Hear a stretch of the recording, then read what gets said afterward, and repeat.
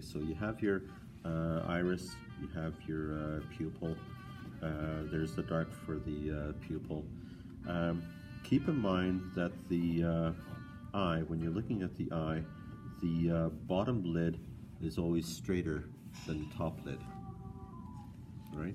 And what that means is that this lid here, that's from this point where the eyelashes are up until this fold, represents a visor that slides down the ball shape of your eye or is pulled back. So, you know, eyes wide open, eyes closed. The visor is going up or down. Because that visor is meant to protect the eyes to a certain degree, it will also become a barrier to a certain degree when the light shines down.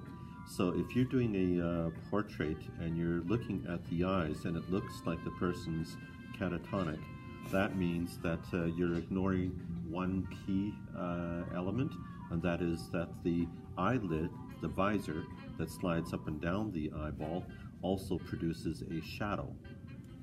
So the key to all portraits to make it look like the eyes are more natural is to put that shadow that is cast by the lid onto the iris into your drawing or your painting, and then that way the eyes look more like our eye normally would.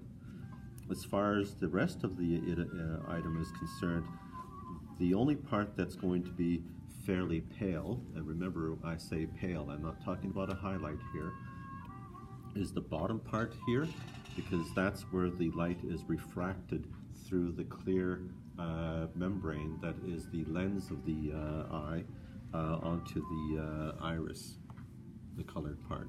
All right? So that part there will be paler than what's on either side here, very definitely paler than what you have up here on the top, just underneath the eyelid. Final thing is the highlight.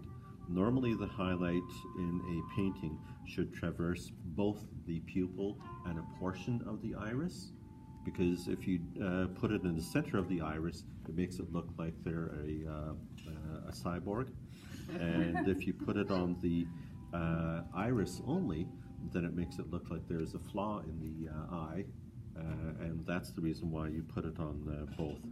You can produce the highlight on the eye by using masking fluid prior to the painting, or by using an X-Acto knife after the painting is completely concluded.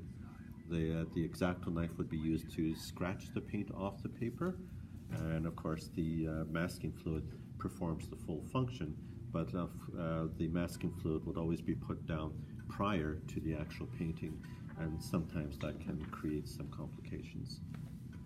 Okay, so that's the eye. I find the masking fluid not an exact technique. Like when you go to remove it, sometimes it removes more than when you use that eraser. You mean it moves the... Like if I were going to do a highlight on the eye, I might think an X-Acto knife would be more. It might be, but if you're very careful with the masking fluid, you should be able to put it down with some precision. I'll tell you now that because of my the way my eyes are, that I use a magnifying glass. Looked up to my head, and then I can see very clearly what I'm doing, and I can make a line as thin as I want at that point. So it all depends on the brush that you're using. So I'm using brushes like this, and some of them smaller, to do some of the details that I want to put in my picture.